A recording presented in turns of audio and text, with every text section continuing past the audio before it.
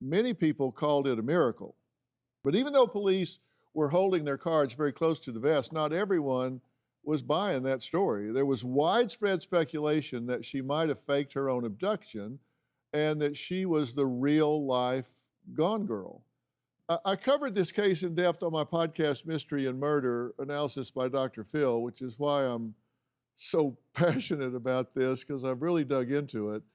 So if you're finding this interesting and you want to know more about it, you can check that out. But listen to what goes on here when she's responding to this, and you'll see what I'm talking about. It's 100% James's DNA. We even collected blonde hairs from the room. There's no way it's James! There's no way! I'm like that it is. Why are you saying it's not James? Why are you saying it's not? He found me. What's that? We were friends. Mhm. There's no way. And he came and got you because you asked him. No. When was the last time you had contact with James? His brother died. Brother died in 2017. Is that right? I don't remember. Was it before or after the abduction? Before. When was the last time you saw James?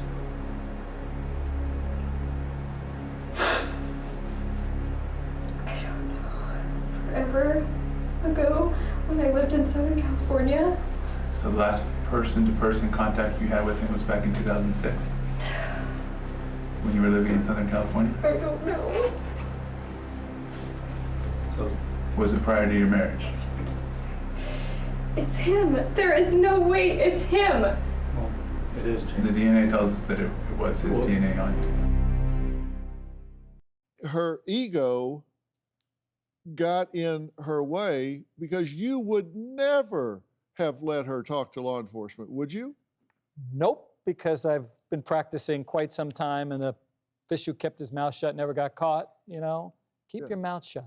What are you doing? And then ultimately she was properly charged with lying to them. One of the things I found interesting is how, with you guys, she tried to own the narrative by answering questions that weren't asked as a way of deflection. Like you would say, we've talked to James, the ex-boyfriend. He told us he branded you.